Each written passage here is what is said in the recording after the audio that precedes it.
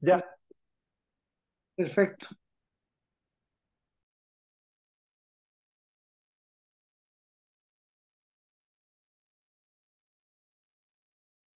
Hola, buenas tardes. Mi nombre es Cristian Troncoso y soy su profesor para lo que es en este diplomado, lo que son operaciones y comunicaciones en terreno. Así que sean todos bienvenidos y les puse ahí silenciar el micrófono y no sé si les parece que una vez que terminemos la presentación puedo responder todas las preguntas que ustedes requieran. de acuerdo, maestro. Perfecto. ¿Me escuchan bien?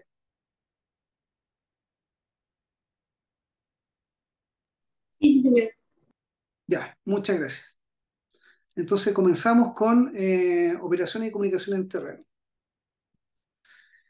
Bueno, las operaciones y comunicación en terreno es una parte vital para lo que es el funcionamiento de los sistemas orientados a la sismología, porque finalmente el trabajo que se realiza en terreno permite tener, eh, permite que los datos que se generen en los equipos que están instalados sean de calidad, datos de buena calidad que permiten que cuando uno lo utilice los resultados sean los correctos y los óptimos. Y por otro lado, lo que son las telecomunicaciones o las comunicaciones de los equipos permiten que ese dato, que debiese ser un dato de buena calidad, tenga una alta disponibilidad. Es decir, que cuando nosotros necesitemos utilizar ese dato esté permanentemente disponible. Para eso, bueno, hay que hacer algunas, tomar algunas precauciones en la parte de telecomunicaciones que vamos a ver más adelante y que tiene que ver con asegurar que el dato que se genere llegue correctamente a nuestros servidores para que podamos procesarlo. Las estaciones sismológicas se dividen según el tipo de instrumental que tienen instalados en terreno. Estas pueden ser sismológicas, donde tenemos equipos, por ejemplo, del tipo banda ancha o equipos acelerométricos. Tenemos los equipos geodésicos, que son donde utilizamos los sistemas GNSS, que son los que conocemos normalmente como GPS. Tenemos estaciones que solamente miden aceleración y tenemos también estaciones mixtas. Las estaciones mixtas son aquellas que están compuestas por al menos dos de estos sistemas, pero no los tres que la componen, porque cuando tenemos una estación que tiene equipo sismológico, equipo que mide aceleración y equipo geodésico, por lo menos en nuestro sistema, en el Centro Sismológico Nacional acá en Chile, le llamamos estaciones multiparamétricas. Así que cuando nos referimos a estaciones multiparamétricas, son aquellas estaciones más completas que tienen todos los instrumentos disponibles para poder realizar mediciones en terreno. Dentro de las operaciones que nosotros realizamos en terreno en forma permanente, tenemos bien dividido las funciones y hacia qué se orienta cada una de estos trabajos que realizamos. Una de ellas es la exploración, después tenemos la parte constructiva. Una vez que la estación está construida y en funcionamiento, hacemos lo que se conoce como mantenimiento preventivo para evitar que deje de enviar el dato o que esté enviando datos de buena calidad. Y si esto no ocurre, realizamos lo que se conoce como mantención correctiva. Y una de las tipos de operaciones que menos nos gusta realizar, pero que a veces es necesario por un tema de seguridad, es el retiro de la estación del terreno, donde por algún motivo específico la estación no puede continuar en ese lugar y finalmente tenemos que retirar todo lo instalado. Cada una de este tipo de operaciones las voy a ir describiendo en forma más profunda en las siguientes presentaciones.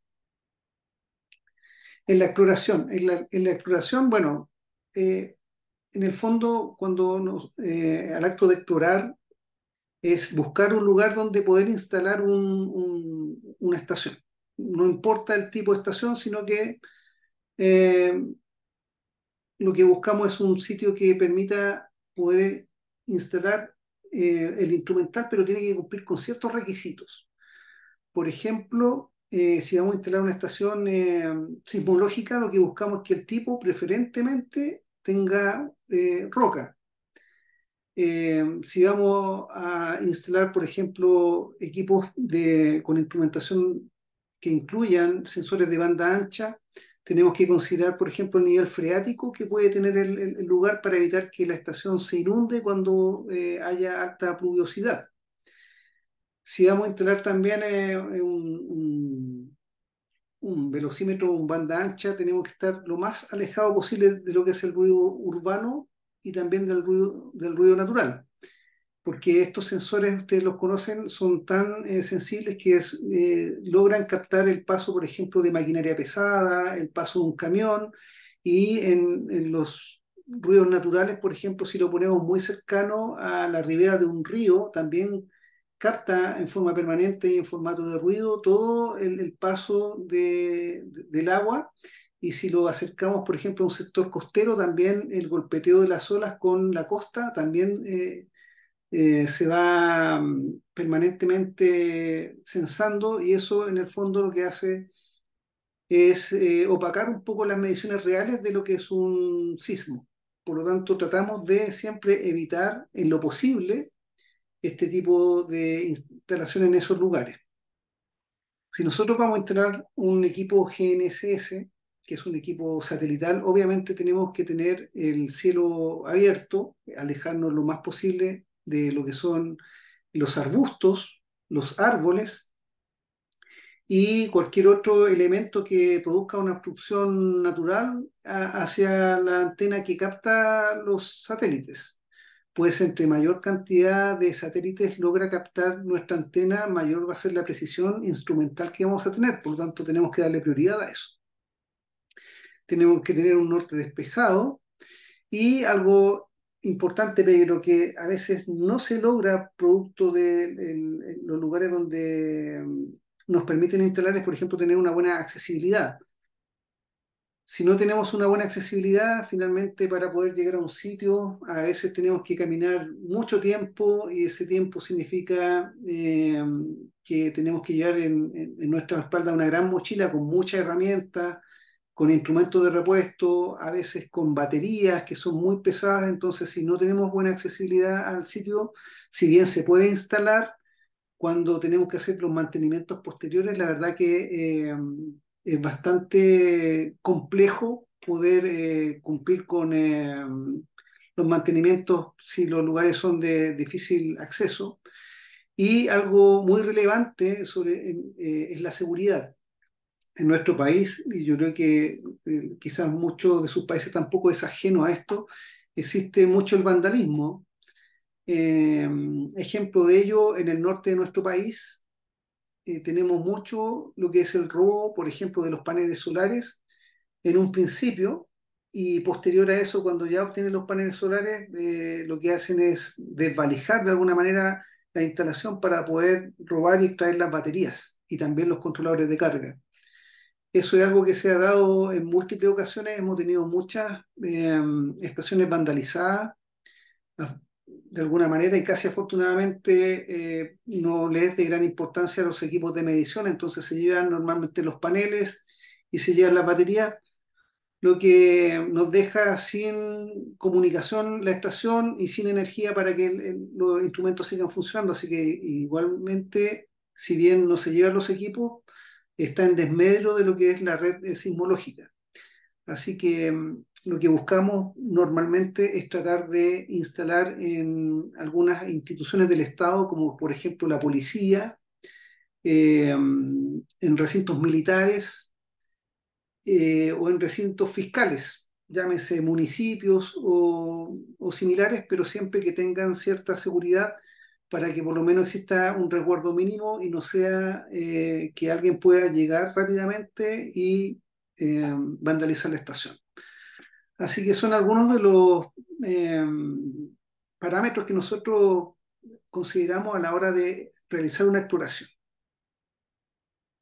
Después tenemos la parte de construcción. Antes de siquiera realizar una excavación, lo que tenemos que hacer, o lo que hacemos normalmente, es hacer un diagrama en el cual podemos eh, visualizar en un diagrama esquemático todo lo que vamos a instalar. Esto no solamente sirve para que cuando lleguemos a terreno no nos falte nada, sino que también nos permite documentar lo que se está haciendo. Así que en este ejemplo de constructivo ustedes pueden ver que existen los paneles solares que van a alimentar netamente a la parte de comunicaciones, que son los cuatro paneles que están a mano izquierda. Después tenemos dos paneles que van a alimentar el sistema geodésico y otros dos paneles que van a alimentar la parte sismológica. Entonces, ya realizando, digamos, este diagrama, lo que hacemos es calcular que los consumos que vamos a tener y lo que va a generar el panel solar y lo que van a almacenar la batería es suficiente para tener una disponibilidad 24/7 todos los días del año, independiente, ¿cierto?, del tiempo atmosférico que se viva en el lugar. Es decir, si nosotros hacemos un buen diseño de nuestra estación, podemos perfectamente tener un invierno muy lluvioso o con mucha nubosidad, y nuestro sistema debiese ser capaz de generar la energía necesaria para que los instrumentos sigan funcionando en forma permanente sin ningún tipo de interrupción. Esto es lo que se conoce como ingeniería de gabinete y se hace netamente en la oficina, se hacen todos los cálculos para después llevarlo a cabo la instalación en forma correcta, en tiempo y forma, en terreno. Entonces acá podemos observar que se dividen por sistemas eléctricos según el instrumento a instalar, y cada uno de ellos es independiente. Es decir, si en algún momento existe una falla, por ejemplo, en la alimentación del sistema geodésico, el sistema sismológico y el sistema de comunicaciones siguen funcionando porque lo hacen en forma independiente.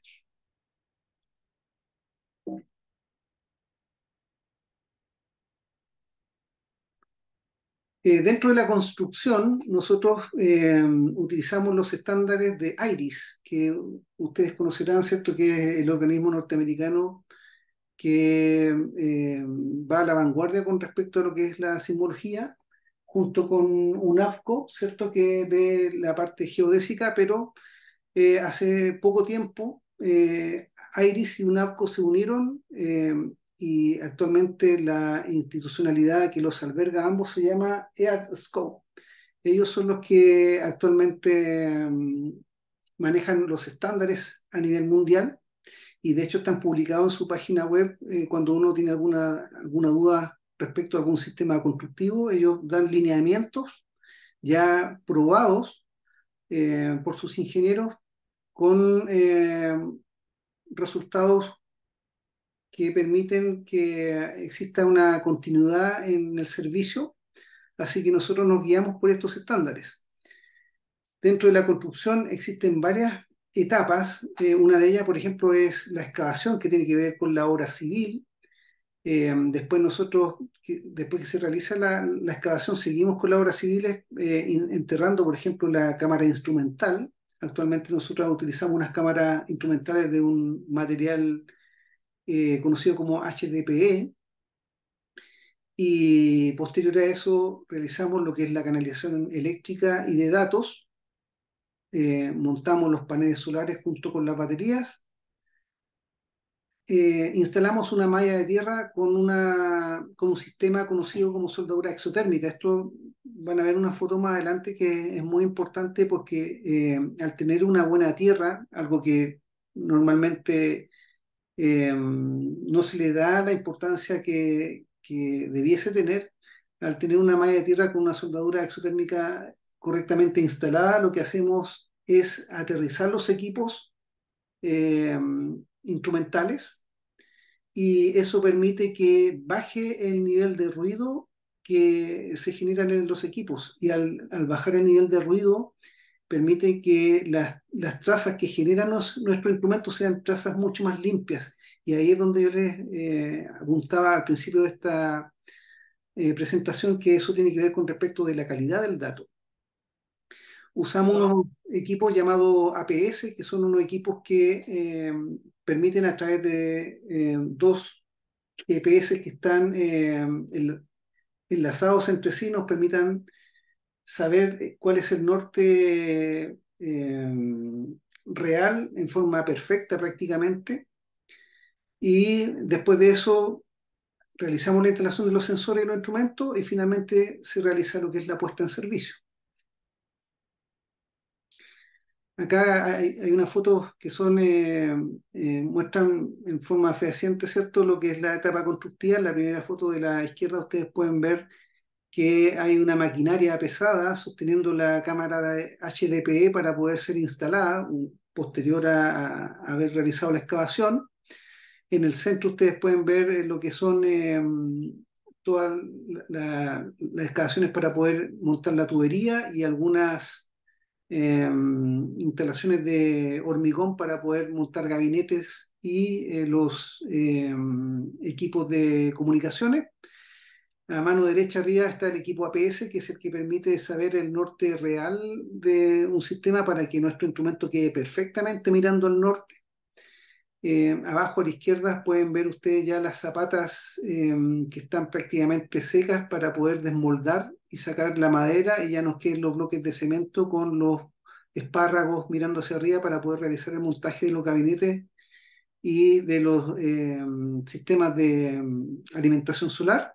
Y a mano derecha ustedes pueden ver también lo que es la tubería eléctrica que se utiliza para poder llevar las señales de datos y la energía eléctrica a los diferentes equipos.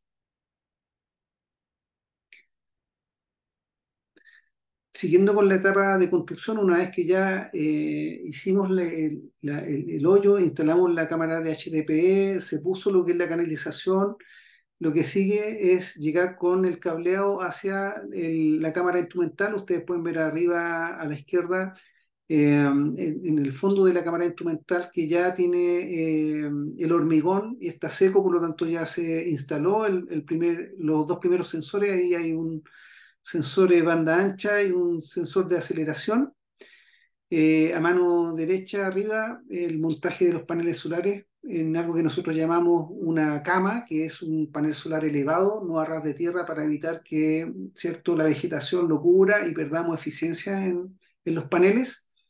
Abajo a la izquierda tenemos un equipo, una Quanterra Q330 S Plus, que lo que hace, ¿cierto?, es tomar la señal de los eh, equipos sismológicos y una señal analógica y digitalizarla. En el centro tenemos lo que son los sistemas de comunicaciones. Ahí puedo ver una batería. En el centro está el equipo VISAT para la comunicación satelital. Y más arriba se ven dos controladores solares al fondo, y a mano izquierda se ve un repartidor de energía de corriente continua y un switch que permite, ¿cierto?, interconectar eh, la señal de datos a los diferentes equipos que la requieren. Y finalmente a mano derecha, abajo vemos las cuatro baterías que están alimentando el sistema sismológico, que son baterías normalmente AGM de ciclo profundo, especialmente diseñadas para trabajar con sistemas solares. Pero les puedo contar y adelantar un poquito que a partir de este año hemos realizado una compra con baterías de litio del formato LiFePO4, que son baterías que son mucho más eficientes, mucho más livianas y que tienen una vida útil que también por lejos triplica a la que tiene una batería convencional AGM o de gel. Así que yo creo que para allá debiésemos apuntar si es que queremos, digamos, actualizar nuestras instalaciones. Una vez que realizamos la puesta en servicio, ¿qué es lo que hacemos? Vemos las trazas para ver el nivel de ruido imperante que quedó ¿cierto?, en nuestro sistema, en este caso en el equipo banda ancha. Y si instalamos un equipo GNSS, tenemos que ver que tome la cantidad de satélites suficiente con el dibujo del cielo que ustedes pueden ver a mano derecha para saber que efectivamente el sistema está funcionando en forma correcta. Entonces esto ya, en el fondo, con este tipo de mediciones, podemos saber que nuestros equipos que instalamos después de la parte constructiva están funcionando correctamente.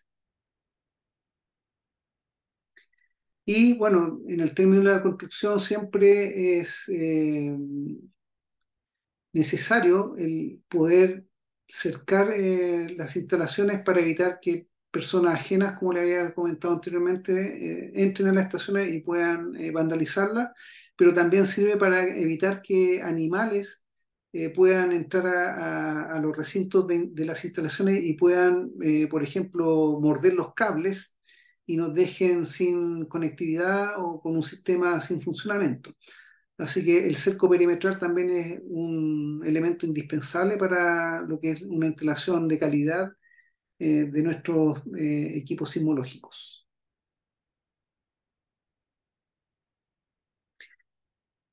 Dentro de las buenas prácticas, IRIS, actualmente Earthscope, ¿cierto? Tiene publicado en su página una serie de documentos en los cuales permite hacer una especie de training o de conocimiento básico de lo que son las instalaciones. Sus recomendaciones están publicadas en su página web. Ahí podemos ver, por ejemplo, la documentación respecto al equipo Kinemetric Q330, documentación respecto a todo lo que son los sensores. Y así, esa documentación creo que es muy importante que los ingenieros de terreno, los ingenieros de campo, lo puedan leer, lo conozcan, y no solamente ellos, también sirve para todos aquellos que procesan datos, porque también de alguna manera permite saber lo que se hace en terreno y si tienen la posibilidad de visitar alguna estación, quizás poder corregir algo. Acá hay alguna muestra de lo que le había comentado recién. Buenas prácticas con respecto a la Q330. Después tenemos la mantención preventiva, es decir, nuestra estación está funcionando perfectamente, ya se hizo la exploración, se hizo la parte constructiva, se hizo la puesta en servicio, todo está funcionando, pero nosotros queremos que esto que siga funcionando en forma permanente y que no vaya a nuestra estación y nuestros datos a, a tener una problemática en su calidad o en su disponibilidad por no hacer mantenimiento. Entonces lo que hacemos normalmente es, por ejemplo, limpiar los paneles solares. Esto mantiene la eficiencia de los paneles. Un panel solar sucio tiene apenas un 30% de la eficiencia que tiene un panel que está limpio. Entonces es muy importante para mantener la generación de la energía, el que nuestros paneles estén permanentemente limpios. En el centro podemos ver que, por ejemplo, se actualizan los firmware de los equipos. También a mano derecha pueden ver que eh, trabajamos con respecto a lo que es la limpieza de la maleza, evitando que ésta crezca y que pueda o dañar las instalaciones o tapar los paneles. Hacemos mediciones, por ejemplo, también de permanentes de lo que son voltajes y de la energía eléctrica que generan los paneles y de la capacidad de las baterías por medio de equipos analizadores de batería. Y en recintos, sobre todo en el sur de nuestro país, de Santiago hacia el sur, que es una zona que ya es muy húmeda y que tiene una alta pluviosidad, permanentemente hacemos lo que es el cambio de la sílica gel en el interior de los equipos para que la humedad sea baja y esté dentro de los parámetros que el fabricante indica que debe tener. Eh, Como tip les puedo decir que hemos encontrado algunos equipos que dejan de funcionar sin tener una causa aparente, teniendo un buen nivel de voltaje de entrada, un voltaje regulado, está todo correctamente conectado, pero el equipo no enciende y finalmente cuando hacemos el cambio de sílica gel, el equipo vuelve a funcionar, es decir, los equipos dejan de funcionar automáticamente muchas veces cuando tienen una humedad interna superior a lo que el fabricante recomienda. Esa era la mantención preventiva, es cuando nuestra estación funciona, pero queremos que siga funcionando sin ningún problema. Después de eso tenemos las mantenciones correctivas. Las mantenciones correctivas son aquellas mantenciones que se realizan producto de que ocurrió un incidente. A mano izquierda arriba ustedes pueden ver, por ejemplo, que una antena del tipo shock ring de los sistemas GNSS que teníamos instalado en campo de comunicaciones satelitales en el área norte de Santiago, y después de un incendio que consumió toda la vegetación, también se quemó nuestra antena. Así que ahí hay un ejemplo de mantención correctiva. Finalmente hubo que retirar esa antena quemada, que ya no sirve para absolutamente nada, sino que solamente para el recuerdo, y cambiarla por una antena nueva. En el centro, arriba, ustedes pueden ver un panel, un gabinete que alberga los equipos de comunicaciones, que está totalmente oxidado, y esto es producto de que este gabinete se encuentra en un sector costero.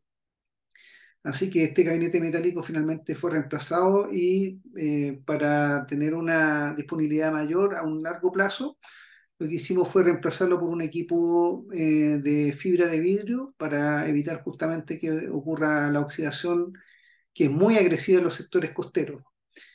A mano derecha arriba pueden ver una antena de comunicación satelital que, producto del viento y quizás también de una obra civil algo deficiente, se cayó y dejó incomunicada la estación.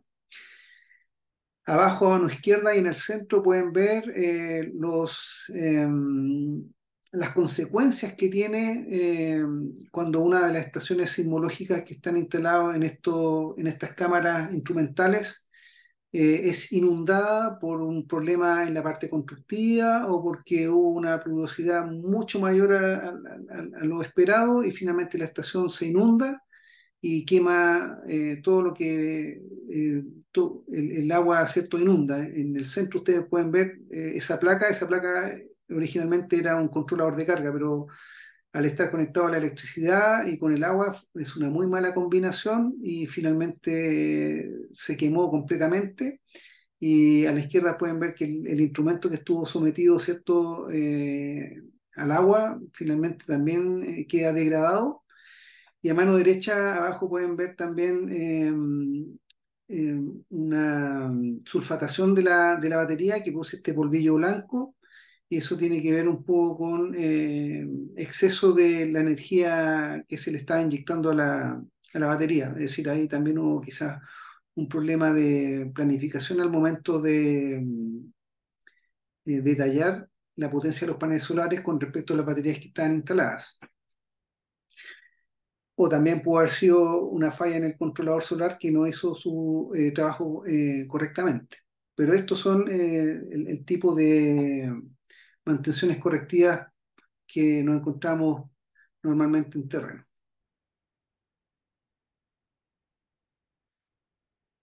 Bueno, todo lo anterior apuntaba un poco a lo que era la instrumentación.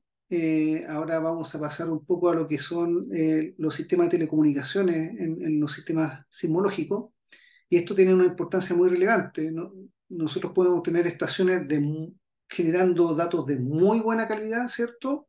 Estaciones multiparamétricas que nos entregan datos tanto GNSS como de banda ancha y de aceleración, pero si estos datos se encuentran aislados a varias decenas o cientos de kilómetros y no llegan a nuestros servidores, la verdad que no se cumple el objetivo de poder contar con ellos para poder procesarlo. Así que aquí los sistemas de telecomunicaciones cumplen una gran función, que es traer justamente ese dato en tiempo y forma hacia nuestros servidores. Así que es parte del sistema crítico de funcionamiento de una red sismológica totalmente. Y por eso es importante realizar un correcto diseño y una correcta implementación. Así vamos a poder tener continuidad operativa en nuestra red. Eh, para ello existe en el mercado hardware diseñado para lo que es la misión crítica, que es lo que normalmente utilizamos. Es un hardware que es mucho más oneroso, es mucho más caro que un hardware convencional, pero cuando, ¿cierto?, nosotros penden vidas respecto a la información que nosotros podemos generar, esto es imprescindible. ¿Cómo funciona el sistema de datos para enviar nuestra información a los servidores centrales. Primero que todo, hay un equipo que realiza la digitalización de la señal. Nuestros sensores, puede ser un Gural, puede ser un epicensor, ¿cierto? Cuando hay un sismo, ellos generan una información, pero esa información es del tipo analógica.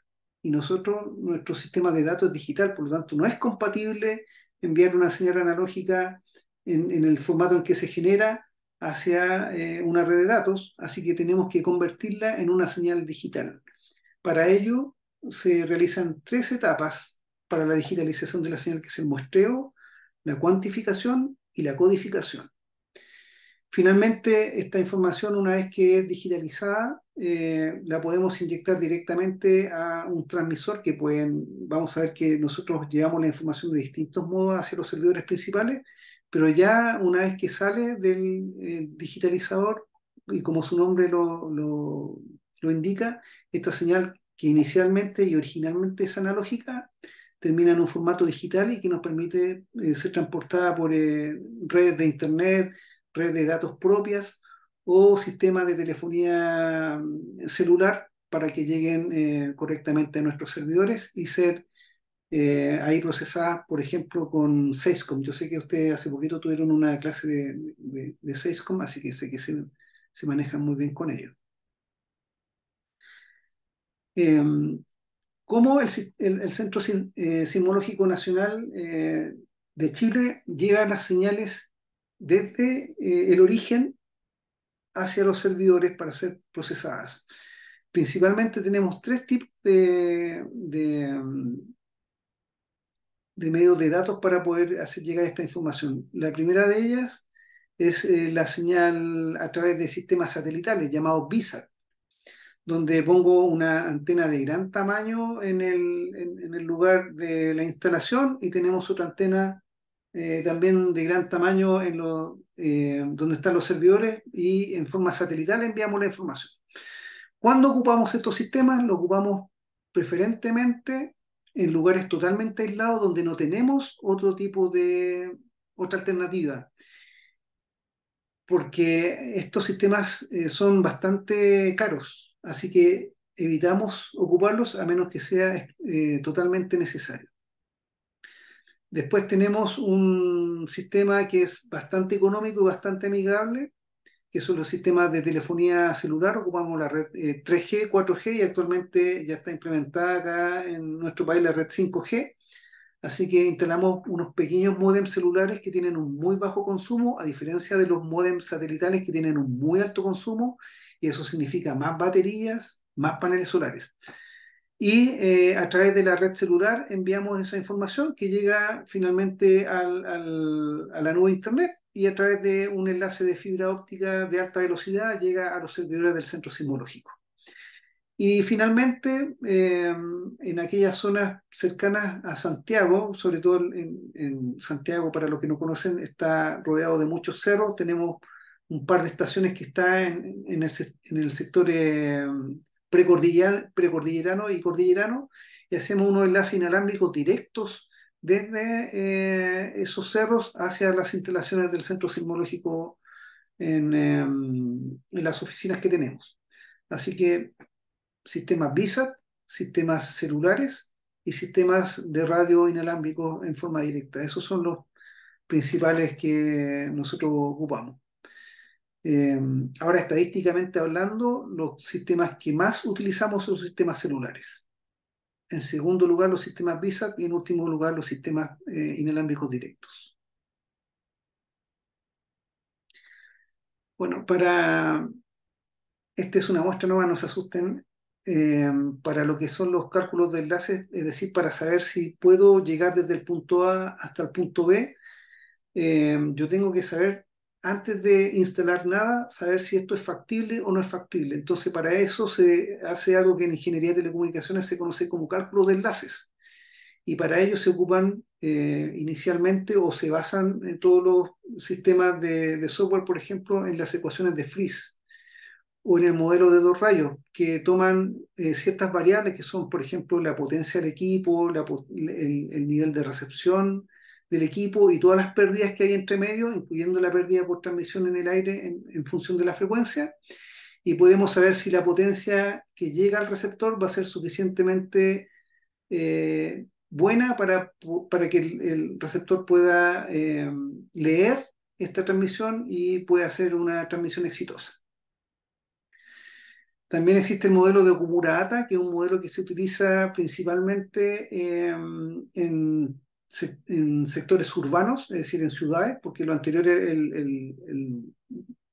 por ejemplo, las ecuaciones de Friis o de modelo de dos rayos se usan para calcular la pérdida en el espacio libre, pero no considera obstáculos. El modelo de Okumura-Hata sí considera todo lo que es la problemática que se genera cuando estos enlaces se hacen en zonas urbanas, pero finalmente, si pasamos de la parte teórica a la práctica, lo que se ocupa para los cálculos de enlace siempre, y la mayoría de las veces, porque es mucho más eficiente, se hace con software. Entonces, en el centro sismológico ocupamos un software que se llama Radio Mobile. El Radio Mobile utiliza como base el modelo de propagación de Lonely Rice. Tiene un muy amplio rango de frecuencias de cálculo de los 20 MHz hasta los 20 GHz y con longitudes de hasta 2000 kilómetros, que son longitudes extremadamente grandes, eh, para saber que si tenemos una obstrucción topográfica o no a nivel de terreno. Utilizamos un modelo digital de superficie que se considera también la refractividad del terreno y entre muchas otras cosas, las características de la antena, la potencia de los equipos, el tipo de clima, la variabilidad, pero lo más importante de este software para todos aquellos que se interesen en hacer este tipo de aplicaciones es que es totalmente gratuito, ¿ya? Eso es muy importante porque hay unos software muy similares que funcionan con resultados muy, muy parecidos, pero que cuestan alrededor sobre los $5.000. En cambio, acá tenemos una herramienta de muy buen resultado y gratis. El modelo digital de superficie, utilizamos el SRTM1, que utiliza, se llama así uno porque utiliza un arco segundo. Así que tenemos una, un equipo que fue el que mapeó toda la superficie de la Tierra, que fue justamente la misión SRTM, y al hacerlo cada un arco segundo, prácticamente lo que hace fue el censar cada 30 metros, así que la resolución que tenemos es muy, muy buena y nos permite saber con mucha precisión cuando tenemos obstrucciones topográficas que puedan impedir el buen funcionamiento de nuestro enlace de radio. Aquí tenemos un perfil de enlace, en este caso un perfil de enlace que se realizó entre el continente y una isla, eh, con una distancia de 36 kilómetros prácticamente, y que una vez que vimos que tenía resultados, esto se implementó y hasta el momento ha funcionado sin ningún problema. Es decir, lo que simula el software, porque en el fondo es un simulador del enlace, en la práctica se apega muy, muy bien a la realidad. Y finalmente ocupamos las ecuaciones de Barnett-Bignon para poder darle confiabilidad al enlace. Y esto es una especie de colchón o una especie de nivel adicional que uno le agrega al sistema para poder tener la certeza que si el enlace está funcionando bajo condiciones atmosféricas adversas, llámese mucha pluviosidad, o en el caso del enlace que era entre la isla y el continente, producto de la evaporación del agua, este siga funcionando. Entonces, para cerciorarnos de eso, ocupamos este tipo de ecuaciones. Y también cuando nosotros realizamos las instalaciones, previo a ello, hacemos un análisis espectral. El análisis espectral se hace con un equipo que se llama analizador de espectros, y lo que verificamos es que las frecuencias que vamos a utilizar para nuestro enlace no estén ocupadas por otros servicios. Así que eso es muy importante porque yo podría tener perfectamente un cálculo de enlace que me permita instalar algo, pero si al momento de instalarlo la frecuencia que voy a utilizar está siendo ocupada por otro servicio, la verdad que no solamente no va a funcionar correctamente mi sistema, sino que también voy a estarle produciendo interferencia al equipo que estaba previamente instalado. Tenemos también un cálculo de capacidad máxima del canal, que son las ecuaciones de Shannon, y que nos permite saber cuál es la velocidad máxima que va a lograr este enlace según la modulación que vamos a utilizar. Entonces, cuando tenemos, por ejemplo, sistemas troncales donde van a llegar muchas estaciones sismológicas y yo las voy a redireccionar hacia un lugar determinado, necesitamos que ese canal tenga eh, una gran capacidad, no así cuando es una única estación la que estamos transmitiendo y son, digamos, velocidades muy bajas las que necesitamos para que estas funcionen. Nosotros ocupamos, por ejemplo, unos equipos de telemetría que son industriales y que son de velocidades muy bajas, pero eso permite que la distancia que logramos con ellas sean distancias que pueden superar fácilmente los 100 kilómetros.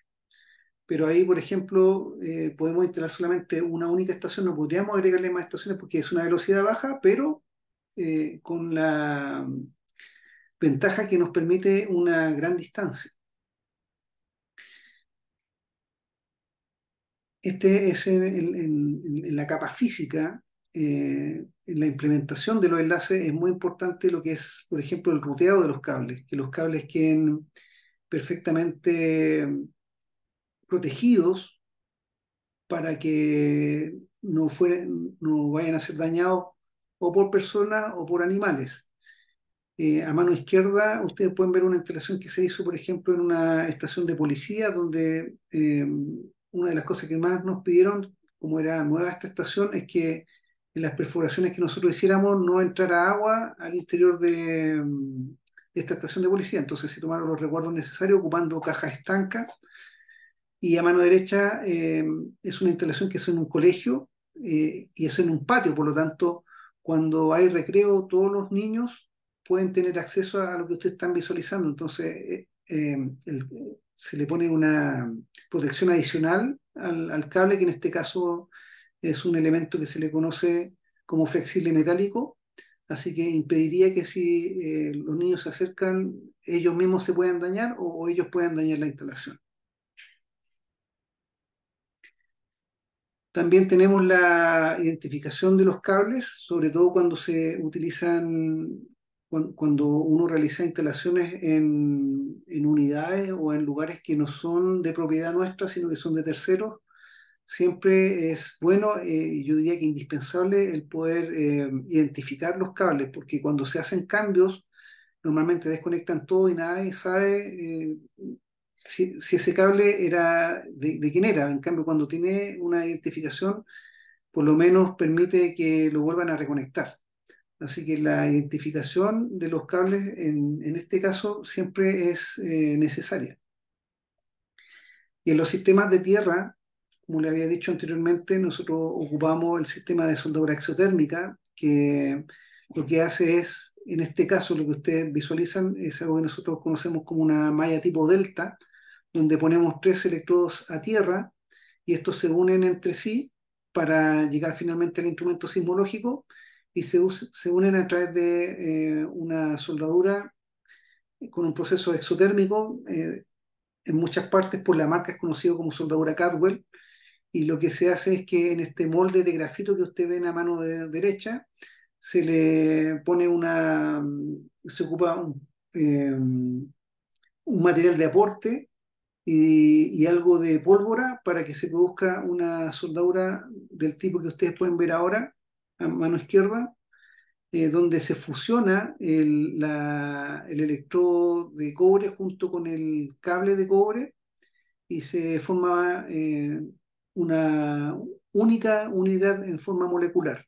Entonces ustedes lo pueden ver a mano derecha cómo queda finalmente la soldadura y esto permite que se garantice la perfecta unión entre el electrodo y el cable de cobre por al menos 15 años, sin ningún tipo de degradación. Entonces, eso son las cosas que ayudan en terreno para que los datos finalmente lleguen, sean datos de calidad y lleguen de la mejor forma posible, ¿cierto?, a los servidores para ser procesados. Por eso, la importancia de todo este tipo de buenas prácticas que estamos realizando en este momento.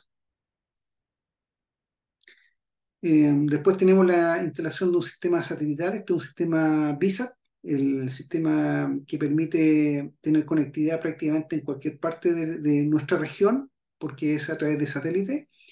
Y salvo el gran consumo que tienen, creo que es una muy buena alternativa, pero tenemos que tener mucho cuidado en el diseño, por ejemplo, de la obra civil, porque la antena, en este caso una antena que mide 1,80 m, se comporta como un verdadero paracaídas. Entonces, en lugares donde existe mucho viento, si la obra civil no está correctamente realizada, finalmente termina dañando la obra civil y la antena termina en el suelo. También es importante la protección de los conectores de radiofrecuencia, encintándolos correctamente con cinta autofundente y con cinta vinílica para evitar que se introduzca la humedad producto de la neblina o de la lluvia y nos deje sin conectividad a nuestro sistema. Otra de lo que hemos implementado en el Centro Sismológico Nacional son las políticas de direccionamiento P y puertos. Esto lo que hace en el fondo es darle un orden al sistema y es- lo que hacemos es que, por ejemplo, cada equipo sismológico que integra la red y su respectivo equipo de comunicaciones tenga un direccionamiento IP eh, determinado, que siempre sea el mismo, igual que las credenciales de acceso, para que cuando uno está en terreno y quiere hacer un mantenimiento, ya sea preventivo o correctivo, no tenga que estar adivinando nada, sino que está todo perfectamente documentado. Aquí hay una pequeña muestra, por ejemplo, eh, que dice que el router que da conectividad siempre tiene la primera IP disponible. eh, Después el equipo sismológico tiene la quinta y la sexta IP y el equipo GNSS tiene la séptima IP y así. Eh, Esto es importante para mantener un orden de la red y no cuando uno llega a hacer un mantenimiento tener que estar adivinando, tener que estar llamando a terceras personas para poder saber estos datos. Aquí algunos casos de éxito. Ustedes pueden ver a mano izquierda un enlace de comunicaciones que estaba instalado en un aeropuerto de Arica. Pueden ver que en la base de la antena hay dos cajas, una plástica y una metálica que está sumamente oxidada. Entonces, este sistema eh, lo que hacía era obtener la señal de al menos 5 o 6 estaciones sismológicas, así que tenía una gran relevancia. Así que se rediseñó todo y se puso, como ustedes lo pueden ver a mano derecha, que no tiene nada que ver con lo que ven a mano izquierda, ¿cierto? Con un enlace de muy, muy alta velocidad, que es la antena parabólica que ven en la parte baja del mástil, que apunta hacia un cerro, y los otros enlaces se cambiaron las antenas por antenas nuevas y se puso todo albergado en un gabinete de fibra por ser un sector costero y con un perfecto ruteo de los cables, como se puede observar. Esta es la contraparte. El enlace de alta velocidad que les mostré que está en la parte baja del mástil llega a esta estación que se llama Pocón, Chile, que está en el norte del país. Y lo que había antiguamente era lo que ustedes ven a mano izquierda, un mástil de muy bajo perfil con un panel solar y una única batería. Y finalmente, después de una reingeniería, todo cambió y se puso una torre con la antena en la parte superior, que es la que enlaza con el aeropuerto y que permite a través del aeropuerto y a través de fibra óptica llegar con los datos de las estaciones sismológicas en alta velocidad hacia los servidores del centro sismológico. Y también se aumentó la capacidad del panel solar y se puso un gabinete a piso que permite albergar los equipos de mejor forma y permite tener un crecimiento futuro porque queda espacio para instalar otros equipos, a diferencia de la caja que ustedes pueden ver a mano izquierda donde todo prácticamente está sumamente amontonado. Bueno, este enlace entre este enlace entre Pucón, Chile, que es la estación que ustedes vieron recién, y otro cerro que está más hacia el sur, se simuló en el software que yo le había comentado, que se llama Radio Mobile, y el resultado es lo que ustedes pueden ver ahora en pantalla, que es lo que se conoce como perfil de enlace, y que dice que para un enlace que está prácticamente a 94 kilómetros de distancia, utilizando los equipos Freeway, que en ese momento teníamos, actualmente ocupamos unos equipos industriales que se llaman Z-Way, y que son de una familia muy parecida, en 900 MHz permitía tener conectividad. Y ojo, este es un enlace que lo que hace es darle conectividad a una estación que desde que se instaló y que estuvo muchos años instalada jamás tuvo conectividad. Siempre había que hacer prácticamente un tour para poder ir a recolectar los datos. En cambio, haciendo este cálculo de enlace e implementando en la práctica lo que aquí se proyectó, el día de hoy podemos ver la estación en tiempo real sin ningún problema. Aquí estamos usando el APS para poder apuntar correctamente al azimut que el cálculo de enlace indica que debe ser. Así que tenemos un equipo que permite apuntar perfectamente a un azimut determinado, así como para saber el norte para instalar los equipos sismológicos. Y, y esa gran parabólica que está a mano derecha apunta hacia la otra parabólica que está del lado izquierdo al lado derecho. Y pueden observar ustedes la antena del equipo GNSS que está en la parte baja a la derecha, y ya quedaron perfectamente comunicados, un enlace de 94 kilómetros en pleno desierto de Atacama, y que ha tenido un uptime prácticamente del 100%, nunca se ha caído. Nosotros tenemos la suerte que el desierto de Atacama tiene una de las más altas radiaciones solares del mundo, por lo tanto problemas de energía no hay, y como es seco, no tenemos temas gravitantes como la humedad para que pueda en alguna manera degradar el enlace de radio, así que funciona óptimamente desde que se instaló ya hace varios años.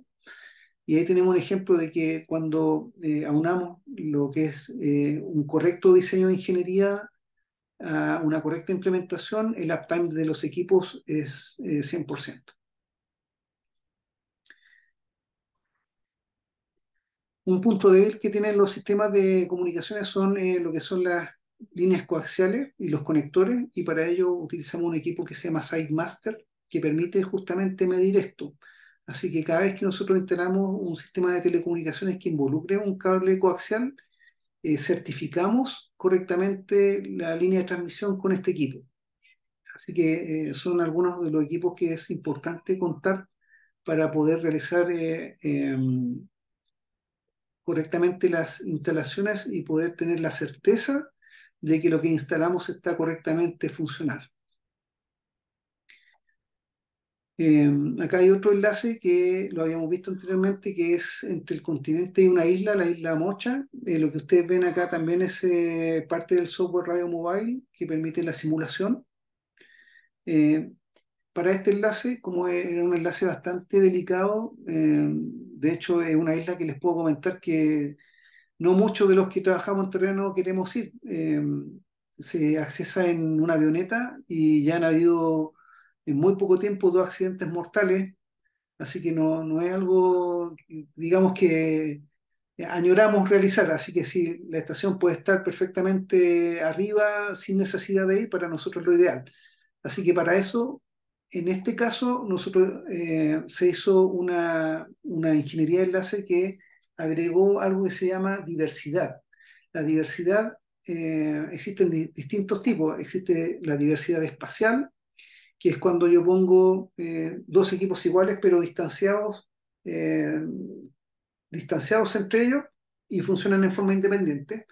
Después tenemos la diversidad de frecuencia, cuando tenemos también dos equipos, pero funcionan a frecuencias diferentes, que es el caso de este enlace.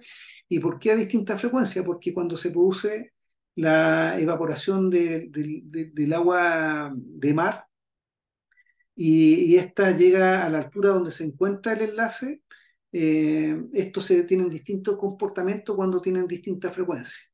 Así que en el caso de que afectase, por ejemplo, al sistema de 5.8 GHz, estadísticamente hablando, es casi imposible que afecte en forma simultánea también al de 900 MHz. Así que siempre tenemos un enlace arriba y este enlace también eh, que tengo, digamos, de alguna manera tuve la responsabilidad de poder diseñar, y lo digo con mucho orgullo, tiene hasta la fecha de hace 6 años ya instalado un uptime del 100%, jamás se ha caído. Y es justamente por este tipo de diseños que permiten eh, que la disponibilidad del sistema sea alta. Cuando hablamos en comunicaciones o en telecomunicaciones de alta disponibilidad, estamos hablando siempre arriba del 99.9%. Y finalmente llega al continente y sale a través de una red satelital hacia los servidores del centro sismológico. Aquí pueden tener una vista muy linda de la instalación que está en el lado de la isla. Pueden ver a mano izquierda los paneles solares. En la torre pueden ver en la parte superior la antena Yagi de 900 MHz y abajo el elemento paraboloide que permite el enlace en 5.8 GHz. Como esta isla hay harta nubosidad, está en el sur de Chile, lo que hacemos es complementar el sistema energético con un sistema de aerogenerador que lo pueden ver sobre los paneles solares. Y así que la energía que no tenemos en la noche mediante los paneles solares lo obtenemos a través de el viento. Aquí ocurre hay mucho viento en forma permanente. Así que aprovechamos eso para poder generar energía. Algunos de los equipos utilizados, les comentaba el equipo Z-Wave, que es un equipo de telemetría de uso netamente industrial. Nosotros lo ocupamos acá por el permiso que obtenemos de parte del gobierno en la frecuencia de los 900 MHz. Utilizamos también los equipos Ubiquiti. Eh, Normalmente estos equipos comercialmente hablando los encontramos en 2.4 y en 5.8 GHz, pero le damos preferencia a los 5.8 porque es una banda mucho menos poluida que la de 2.4. En cuanto a los equipos de celulares, ocupamos una marca que es Teltónica, una marca de equipos que es de Europa del Este, de Lituania, y que nos ha dado excelentes resultados. Son muy estables en cuanto a su desempeño. Y las antenas, bueno, va a depender mucho de lo que queramos hacer, de la distancia que queramos lograr, pero utilizamos normalmente antenas Yagi de marca K-Train y estas pequeñas antenas omnidireccionales de marca Lyre. Y finalmente, como recomendaciones generales, haciendo un poco un resumen de todo lo que hemos conversado, para poder realizar un correcto sistema de telecomunicaciones que nos permita una disponibilidad adecuada de nuestro sistema sismológico, siempre es importante realizar una ingeniería de gabinete. No, digamos, tomar un par de equipos e irnos al cerro o al campo a instalar para ver si esto funciona o no funciona. Siempre tiene que haber una documentación que nos indique que lo que vamos a hacer lo vamos a hacer en forma correcta y que va a funcionar, y que sí va a funcionar. Eh, lo- lo- una talón de Aquiles tiene que ver con los elementos que están directamente expuestos a la intemperie, como son los cables y los conectores, entonces tenemos que tener los resguardos necesarios para ello. Y una vez que instalamos, realizar las mediciones de las cosas que instalamos, ya sea antenas, coaxiales, las mallas de tierra, los equipos, los cables UTP, todo eso se tiene que medir y que tiene que quedar documentado en la carpeta de instalación de la estación. Y, y lo importante es que esta carpeta, ojalá en formato electrónico, quede en algún servidor que quede a disposición de todos aquellos que quieran saber algo respecto a esa estación, no que quede una carpeta, digamos, guardada en un archivador que nadie sabe dónde está o que solamente alguien la puede observar, sino que la idea es que siempre esté disponible para todos aquellos que tienen que hacer algún tipo de mantenimiento a la estación. Aquí hay algo de bibliografía. si alguien se interesa en ahondar más un poco en lo que acabamos de hablar, sobre todo en la parte de comunicaciones. Y bueno, por sobre todo le agradezco su tiempo, el haber estado en este curso. Espero que le haya aportado con respecto a los conocimientos de los sistemas sismológicos. Eh, y ahora voy a poner a los participantes para que me puedan hacer las preguntas que ustedes consideren necesarias. Así que muchas gracias por todo.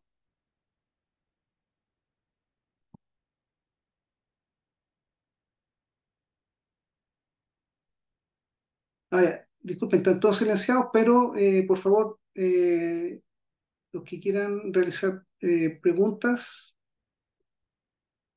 pueden hacerla ahí con toda confianza, por favor.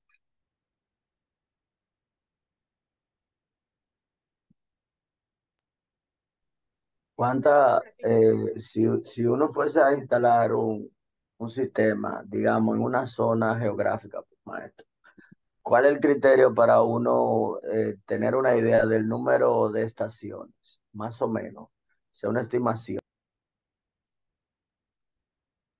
Eh, ya, ok. En cuanto a estimaciones, va a depender mucho del equipo que nosotros utilicemos. Hay equipos que permiten, por ejemplo, el poder traer una única estación multiparamétrica. ¿Y por qué multiparamétrica? Porque en el fondo lo que estamos trayendo son tres equipos en una única transmisión. Pero hay equipos de alta velocidad que, por ejemplo, sin ningún problema podríamos traer 20 o 30 estaciones. Pero como son equipos troncales, esos equipos normalmente consumen más energía y cuestan más dinero. Así que lo que uno hace es tratar de tener un equilibrio entre el gasto que va a ocurrir por realizar un enlace y lo que realmente necesita. Es decir, no voy a poner un equipo que puede traer 30 estaciones si sé que en ese lugar máximo voy a tener solamente dos. No sé si responde eso a tu pregunta. Sí, maestro, gracias. Gracias a ti.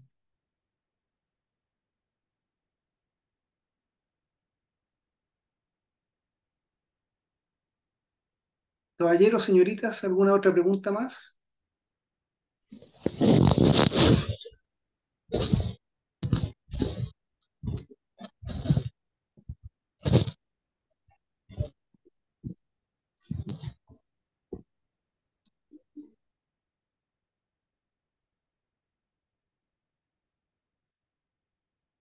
Por favor, con toda confianza, la pregunta que necesiten.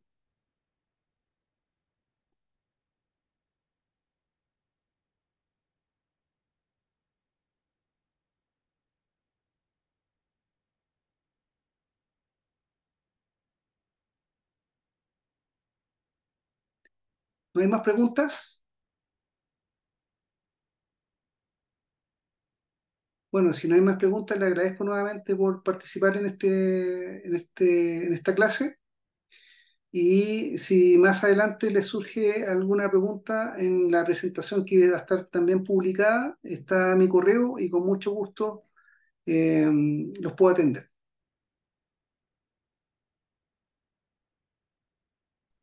Gracias. Muchas gracias. Hasta luego. Gracias a ustedes, hasta Muchas luego. gracias, profesor. Gracias. Gracias, profe. Gracias a ustedes, Gracias, profesor. Hasta luego. hasta luego.